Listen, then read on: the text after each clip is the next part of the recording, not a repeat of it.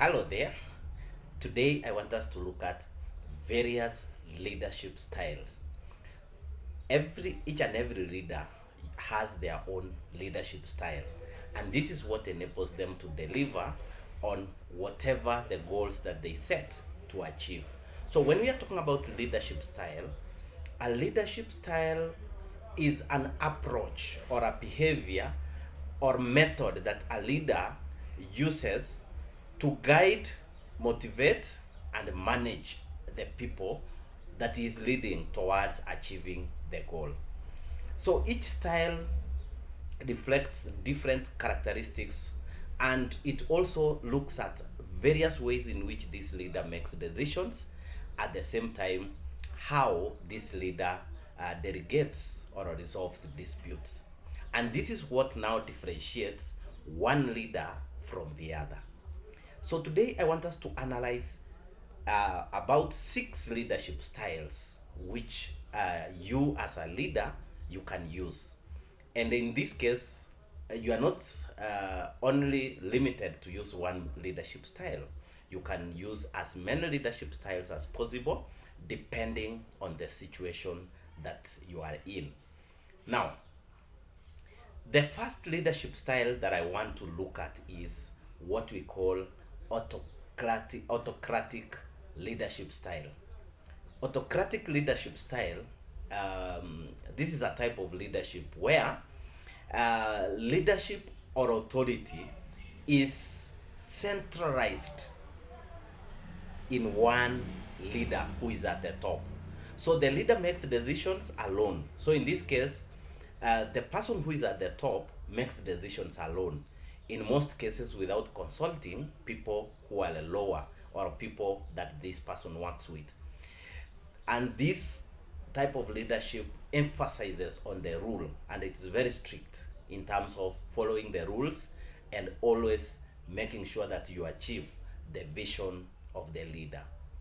One of the main advantages of this leadership style is that it is quick in decision making, and in most cases the decisions which are made are in line with what the leader wants to achieve. Two, it is effective, especially in crisis. Whenever there is a crisis, it is easier for a leader to direct the organization or that particular place that is leading. And also, it is strong in terms of control, how you control the people, how you control the organization, and all that. But one of its main limitations is the fact that it lowers the employee morale. There are people who feel like when they are not involved, it means they feel like they are not important or they are less important in that organization, and they lose the morale. And it also kills creativity. As we said in the other video, that when you as a leader you are not giving people room to make decisions, it can actually suppress creativity, and lastly it may actually result to resistance. um, this type of leadership is mostly good in military, especially the uniformed forces. This is where you find such kind of leadership. It's also good in the manufacturing industries and also high risk situations where you need to make your decision very fast. Number two, the second type of leadership or style of leadership is democratic leadership. So, democratic leadership is a type of leadership which involves the team in decision making. Each and every person is involved in decision making, and it encourages collaboration where people working in an organization feel involved, and it encourages collaborations. One of its main advantages is that it boosts the morale, unlike the autocratic leadership where we say it kills the morale or it suppresses the morale. This one boosts the morale, increases creativity, and also enhances team commitment. But its limitation, or one of its main disadvantage, is that it is slower in decision making, and it may create conflicts from too many opinions, because each and every one of us has opinion. So if we allow each and every person to make their own opinion, at the end of the day, it may take a longer time to make those decisions. Number three is what we call the laissez-faire type of leadership, or style of leadership. So leaders who practice this um, offer minimal involvement in any leadership role, meaning that they just give the freedom to the team members, and in most cases, each team member decides or makes their own decisions based on their experience, based on their interest, and also it may actually result to a system where each and every person is able to uh, put the best foot of themselves forward. One of the advantages is that it encourages autonomy, because people who feel like it is when they are given freedom, they work better. So these people feel good and feel encouraged, and they feel like the leader trusts them. Then there is also that kind of it develops innovation and builds trust.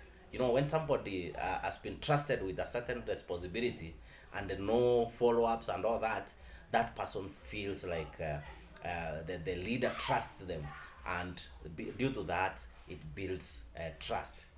But one of its major limitation is that it can lead to lack of direction in an organization, and when there is lack of direction, there are chances of low productivity if the employee lack discipline, because there are people who no matter what you do, they will still find a reason not to perform their work effectively, and therefore such people in a laissez-faire leadership, they find an opportunity to not do their work as required.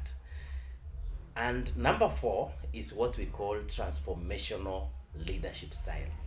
So, transformational leadership style is a type of leadership style which inspires and motivates through vision, charisma, and also personal example, where the leader takes the opportunity to go ahead of the others. They do it fast. Yeah. So in that case, people learn from your example, and through that, they are able to be transformed into better leaders. So one of the main advantages is that it has high employee engagement, or high people engagement in leadership. Yeah.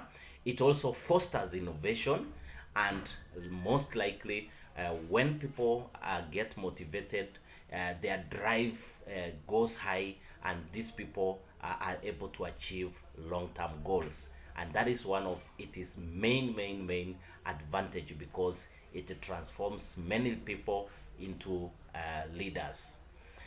Number five is what we call a transactional kind of leadership style.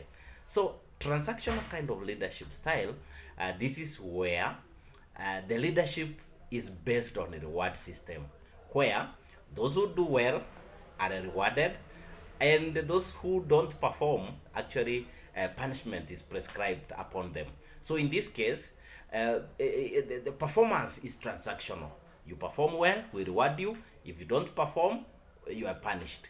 So in this one, it must have clear structures, clear expectation, and also you must be able to define the expectation and also the objectives, where these people or the members must be able to achieve.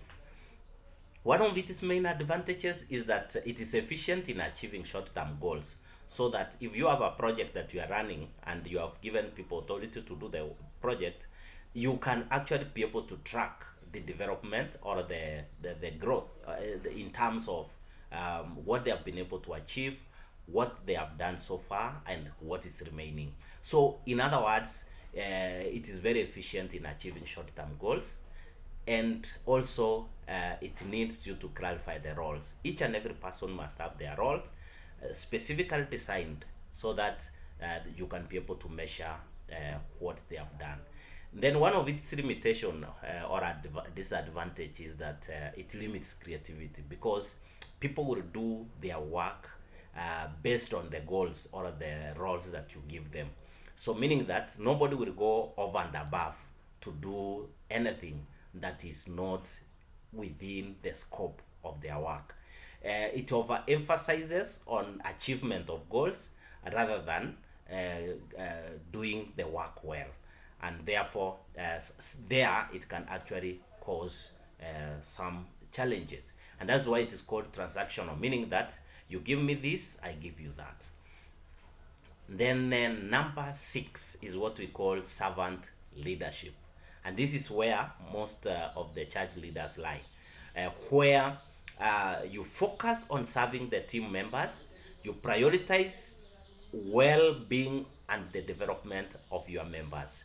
So when you are a servant leader, it means you are dedicated to serving the people who have given you the authority or the position, or you are actually serving those members in a special way, and that is why we call it servant leadership.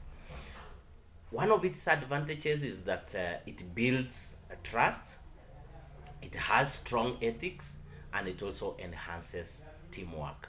People feel if our leader is doing this and is acting like a servant, and at the end of the day, each one of us will actually want to serve others, and that way you will be able to do your work well.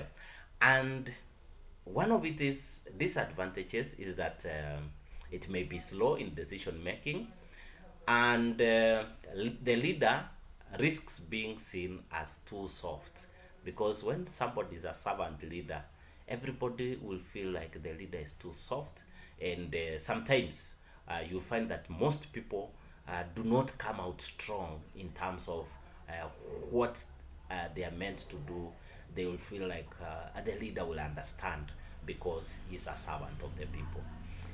Number 7 is what we call charismatic type of leadership. So, charismatic type of leadership is a type of leadership where the leader, all the authority, all the power to drive change relies on the leader's personal jam. So, which means the leader's motivation or emotional appeal and inspiration drives the change that they want to see. So, in this one of its main advantages is that it is high motivation. It is highly motivational to the people that you are leading. It creates loyalty. Yeah, people feel like when you are a charismatic leader, you are in charge of things, and it creates loyalty, meaning that people can easily develop loyalty, and it also energizes your followers. Your followers feel like you are up to achieving something, and they will so much want to support you so that you can be able to achieve the transformational change that they are looking for. One of its disadvantages, or some of its disadvantages, include one, success is tied too much on one leader, and in this one, it risks manipulation. There are risks of manipulation in that when the leader gains that charisma and gains the following, the person can actually manipulate you. In that you can actually be manipulated to do things just because of that blind loyalty. And this one is most fit or best fit for political leaders, social movements, and visionary organizations where it requires that following. They call it a cult like following, where people follow a leader because of their policies, their perception, and also their vision. And that way, you will be able to achieve your change. And those are the 7 main leadership characteristics or leadership styles that you can be able to use to become a great leader. And the type of leadership style you choose depends on the situation or depends on what you really want to achieve. And also, as a leader, Always try to look at what works for you, which organization you are leading, the type of people that you are leading, and also uh, how soon you need something done. And by so doing, you will be able to achieve results. Thank you, and have a blessed day. And also, if you have not subscribed to our channel, subscribe to our channel so that you can be able to continue receiving many leaderships tips so that you can become a better leader. So what type of leader are you, or which style are you using? Just comment in the comment section so that we can be able to engage. Thank you, and have a blessed day.